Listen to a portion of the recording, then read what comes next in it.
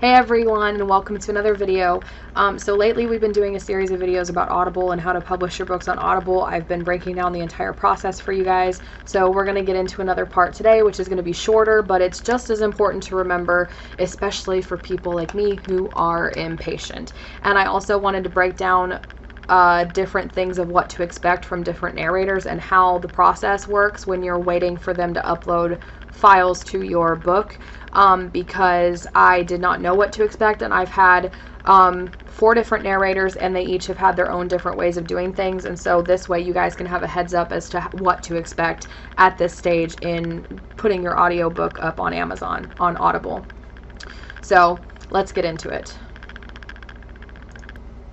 Logged into ACX here, and you can find your projects listed here, and then it'll have them all listed. So you want to go to the ones that are in production, and then you click on the proper title.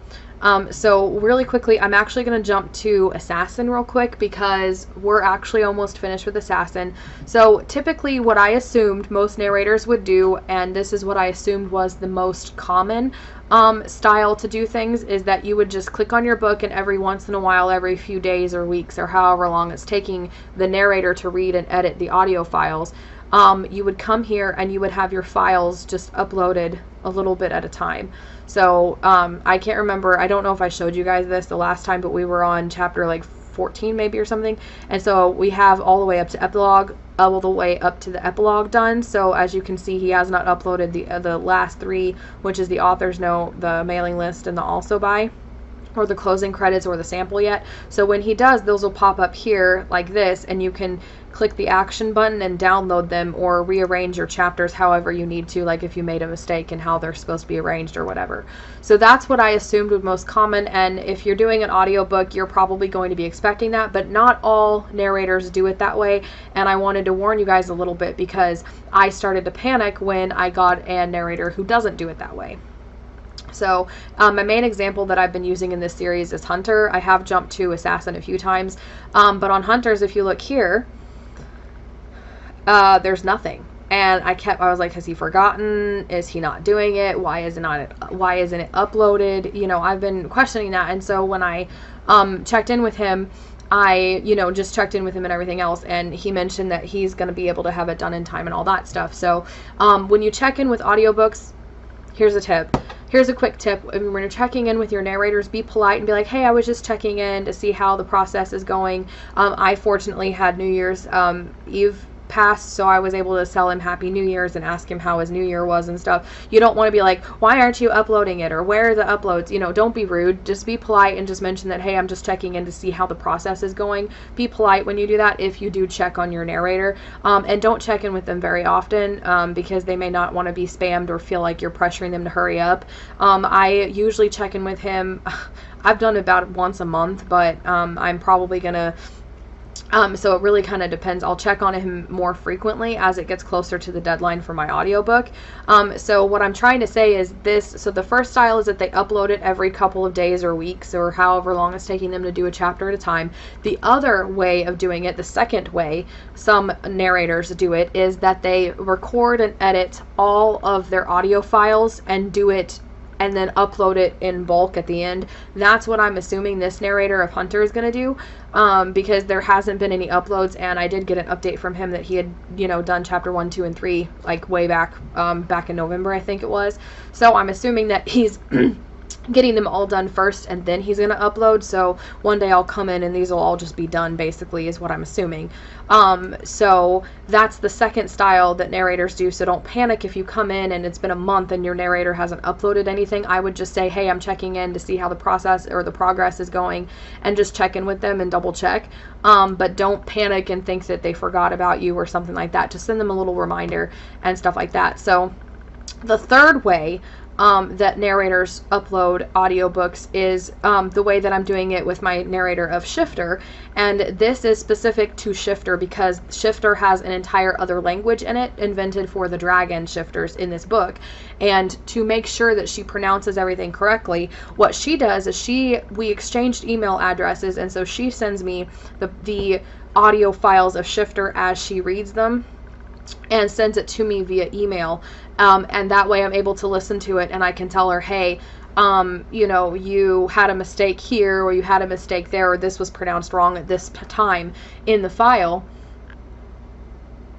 Or, you know, you had this wrong at this time in the file, and then she can fix that and get it to me before her final upload. So she's going to upload at the end too, which is similar to what the guy with Hunter's doing, but the difference is that she does upload them when I get back to her and she gets the final versions edited. So as you can see, we have chapter 1 and chapter 2 here, so these are the final versions. So I did listen to chapter 1 and chapter 2 over email, and what I do, if your narrator wants you to give them feedback on making sure everything's okay, the best thing you can do to make life easier on your narrator, and I beg you, because I've narrated my own audiobook before, so I can only imagine doing somebody else's, so I beg you, when you listen to the audiobook, first of all, actually listen to the file. Don't just skip over it. Maybe you're bored with the book because you've edited it so many times or something. Actually listen to the whole thing, and if you hear a mistake, mark down the time. So like, this is 38 minutes long, so I would say 5 minutes and 22 seconds you did this, and mark down the timestamps for the mistakes that they make, so that way they can just jump through to the timestamp of the mistake and fix it really quick. That will make their lives so much better. And in my case, because there's another language, that's what I do as well. So it's not just audio mistakes with them talking, maybe stumbling or repeating a word or something else, or noise in the background. Now typically your narrator will have already fixed those things, but there may be some mistakes that they didn't catch, which is fine. That's why you're listening to it as well, to catch anything extra that they don't see. But there's also, like, for me, I listen to language like, hey, you pronounced, you know, this name wrong or this word wrong at, you know, 6 minutes and 28 seconds or whatever it is. And then that way they have the timestamps for the mistakes. They can fix them real quick and then edit the file. So that's the 3 ways that I've seen narrators do it once you have your audiobook and you're waiting for them to get you the final file, which is, again, uploading it all at once on their own as they do it. So over the course of several weeks, you'll get updates randomly, or they'll upload it on their own at the very, very end without contacting you. And one day you'll just come in and they'll all be done. And then the third way, of course, is that they're contacting you, or you're in contact with them, and they'll send it to you on Gmail or Dropbox or another file transfer app like that. And then they'll send it to you, you listen to it, you give them the feedback, and then they edit it and then upload it when they're done editing the file. My other narrator for Assassin is actually doing a similar thing to the one with Shifter, and she's sending me the files via Dropbox. I haven't actually checked the Dropbox file to see how many she has uploaded there, but there hasn't been any uploaded here. So again, I'm assuming she's going to upload them when I get her the feedback back after the end, after she edits the file, basically. So I just wanted to do this video to kind of give you guys a heads up about the different styles of how narrators will upload your audiobooks, because I had a panic about Hunter and thought he had forgotten, and also at the same time I hadn't heard from the narrator for Samurai, and so I was only working with the narrator for Shifter a few times in the last several months, November and December, and then Assassin's narrator was the only one uploading new chapters every couple weeks, basically, and it made me panic. So I wanted to do this video to let you guys know to just, if you're uploading your book and you haven't heard from your narrator or haven't heard seen an upload from them, just be patient. It does take time to read and narrate and edit audiobooks like this, and just be patient and don't bug them every single day or every other day or even every couple weeks. I would just say wait a couple of weeks and then get back to them if you haven't heard from them in a couple weeks or a month. Even then, check in with them politely and just ask them what's going on or whatever, especially if you don't hear from them after you message them. Then I would, you know, message them a little bit further and ask them specifically what's going on. But just be patient. It does take time to edit these, and you really want them to take their time and do a good job with it. And also, if you have, I haven't had this experience, but if you have a narrator who doesn't meet your deadline, be patient with them and extend it, give them more time, especially if you're self-published and you can make the deadline whatever you want it to be. Be patient with them because you want them to take their time and do it right and not rush and have a crappy audiobook file that you're never going to be able to redo or undo unless you get more money and pay more money for it. So, hey everyone, so future Joanna here.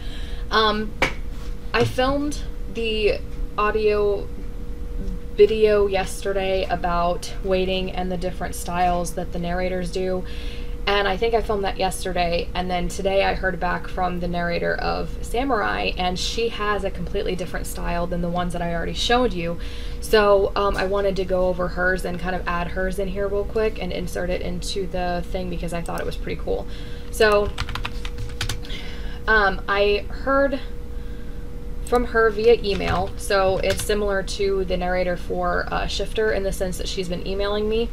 And basically what she did was she shared with me a Dropbox file, and rather than share with me every single chapter to double check like the one for Shifter's doing, she sent me the 3 bigger chapters that were most important. So she sent me, let me pull up the folder here, chapter 12, chapter 13, and chapter 47. I accidentally downloaded it like a bunch of times.